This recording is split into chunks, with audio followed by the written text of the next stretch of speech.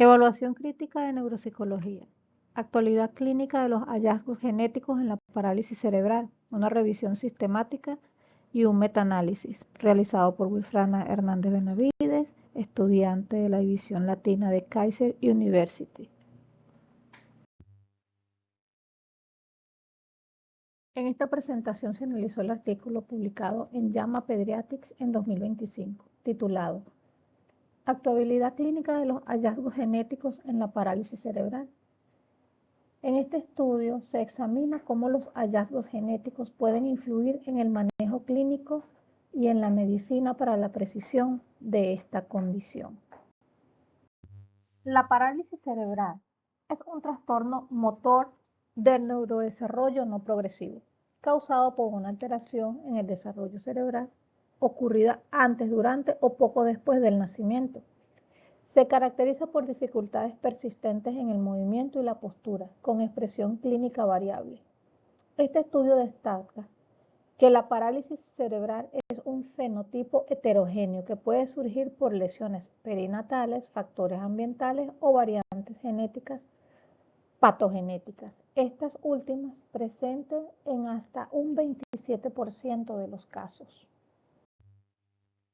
El propósito del estudio es evaluar sistemáticamente la frecuencia con la que los hallazgos de las pruebas genéticas impulsan cambios en el manejo clínico de personas con parálisis cerebral, determinando así la utilidad clínica de las terapias de medicina de precisión a través de un metaanálisis de cohortes clínicas y de investigación.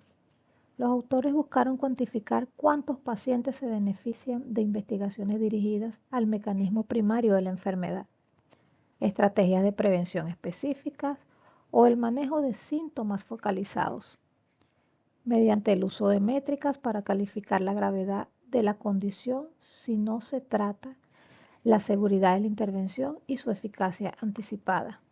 El objetivo final es proporcionar a los médicos un marco de datos y listas de genes curadas que validen el uso de la secuenciación genómica para optimizar los resultados de salud en esta población.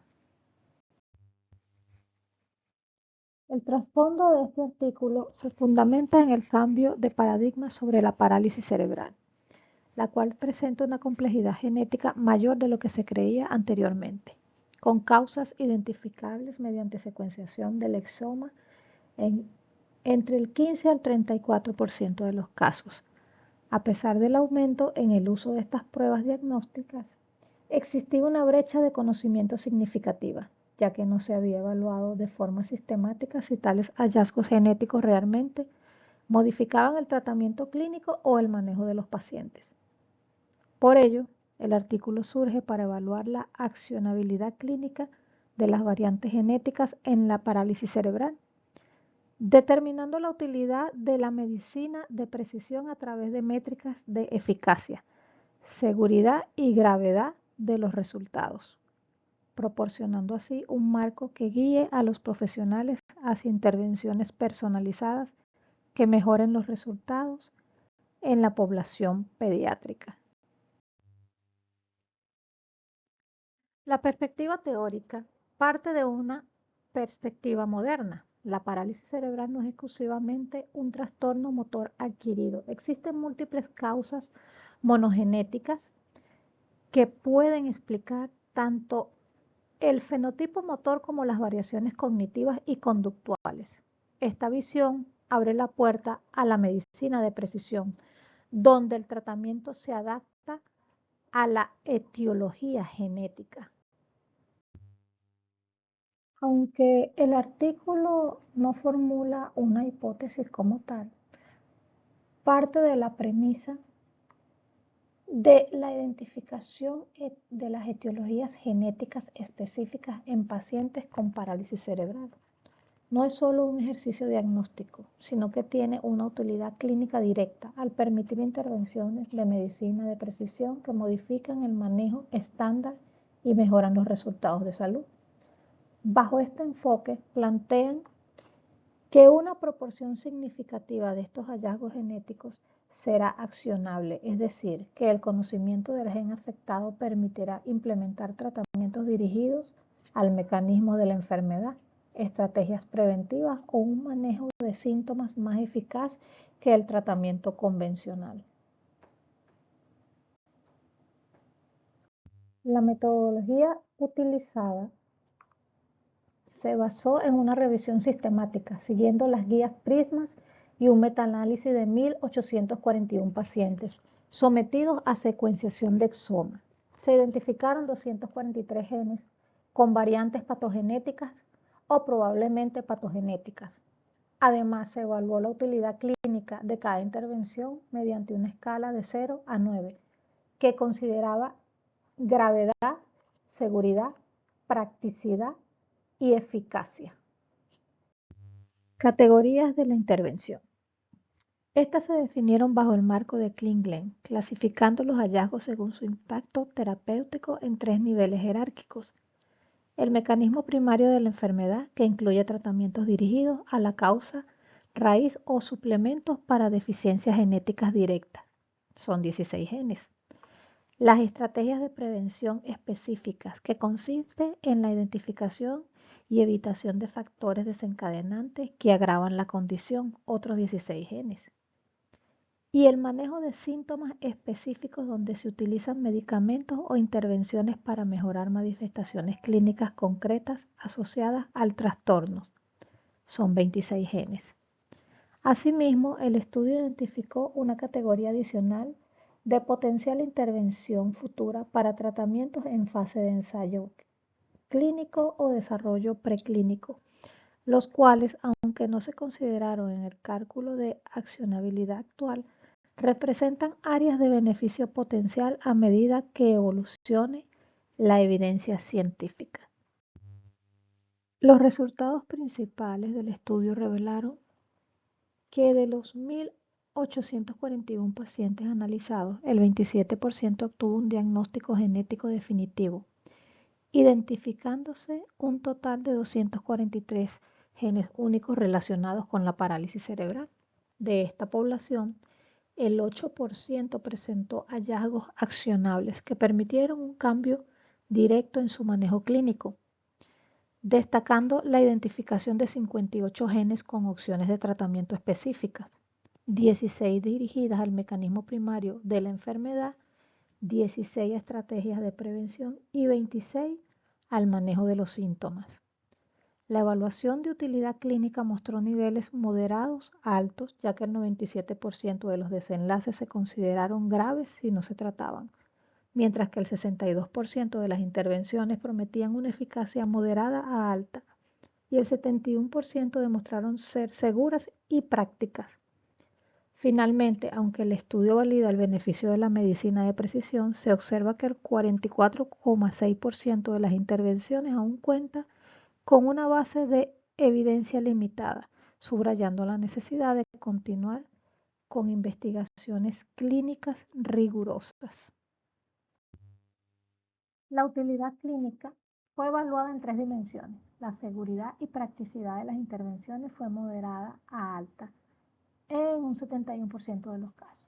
La eficacia prevista fue moderada a alta en el 62% de los casos y las intervenciones preventivas mostraron la mayor utilidad clínica total, con una puntuación promedio de 6.1 sobre 9.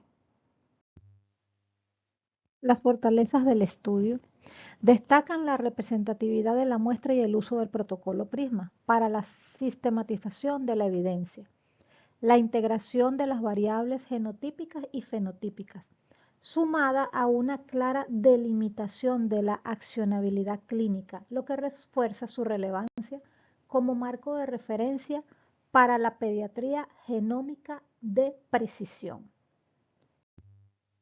Entre las limitaciones del estudio se encuentra que gran parte de la evidencia disponible es de baja calidad, con muchos reportes de casos.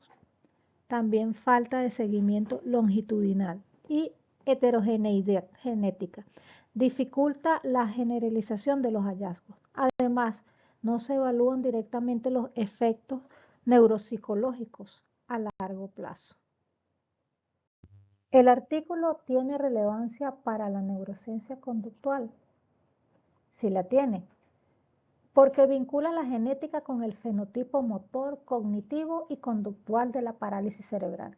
Explica la variabilidad funcional entre pacientes y permite diseñar intervenciones personalizadas basadas en mecanismos biológicos específicos. También impulsa la investigación translacional entre genética, neurodesarrollo y conductas. El artículo tiene un fundamento científico. Podemos afirmar que Lewis et al. En 2025 realizaron un trabajo sólido y oportuno, donde demuestran que la identificación de variables genéticas patogenéticas en la parálisis cerebral puede guiar intervenciones clínicas de precisión. Pues en una publicación previa de Yen et al. En el 2023 ofrece un respaldo conceptual importante a sus conclusiones, pues muestran que las técnicas modernas de neuroimagen permiten visualizar cómo estas alteraciones genéticas se reflejan en la conectividad y la actividad cerebral. En conjunto, ambos estudios coinciden en que los trastornos neurológicos requieren una comprensión neurobiológica integral que combine genética, neuroimagen y clínica, fortaleciendo así la transición hacia una medicina de precisión en la parálisis cerebral. Ok, para finalizar, podemos decir que la secuenciación genética tiene un impacto clínico real en la parálisis cerebral. Identificar la etiología genética permite orientar intervenciones de medicina de precisión que pueden mejorar la función y prevenir complicaciones. Aunque la evidencia aún es limitada, este estudio demuestra el potencial transformador de integrar genética y práctica clínica en el manejo de la parálisis cerebral. Un aporte final: ciencia, humanidad y resiliencia. La parálisis cerebral ha sido explicada durante años desde una perspectiva biomédica. Falta de oxígeno, lesiones tempranas, accidentes o eventos que afectan el desarrollo neurológico. Pero más allá de la lesión, existe una dimensión humana que no siempre se reconoce. Un ejemplo inspirador es el humorista latinoamericano Lucho Miranda, quien vive con secuelas de parálisis cerebral y ha transformado su experiencia en una herramienta de conexión, dignidad y resiliencia. En sus presentaciones utiliza el humor, siempre desde el respeto, para visibilizar la discapacidad, derribar estigmas y recordarnos que detrás de cada diagnóstico hay una historia, una identidad y un potencial. Lo más significativo es que muchas personas asisten a sus shows por recomendación de sus terapeutas. Esto demuestra que el humor, cuando se usa de manera consciente, puede convertirse en una forma de intervención emocional y social. El humor ayuda a resignificar la experiencia, fortalecer la autoestima y crear espacios donde las personas con discapacidad se sienten vistas y valoradas. En lo personal me identifico profundamente con esta visión. Siempre he creído que las desilusiones, las enfermedades, las tristezas se sobrellevan mejor cuando nos permitimos actividades que generen endorfinas. Bailar, reír, mover el cuerpo, compartir con otros, son acciones simples, pero tienen un impacto real en nuestro bienestar emocional y en nuestra capacidad de afrontar la vida. Por eso, ver a alguien como Lucho transforma su condición en un puente hacia la alegría y la aceptación me confirma que el humor, el movimiento y la conexión humana también son formas de terapia. En definitiva, la ciencia explica la lesión, pero la humanidad explica la vida que se construye después de ella. Y en este espacio, entre lo que duele y lo que sana, el humor, el arte y la risa pueden ser transformadores como cualquier intervención clínica. Muchas gracias.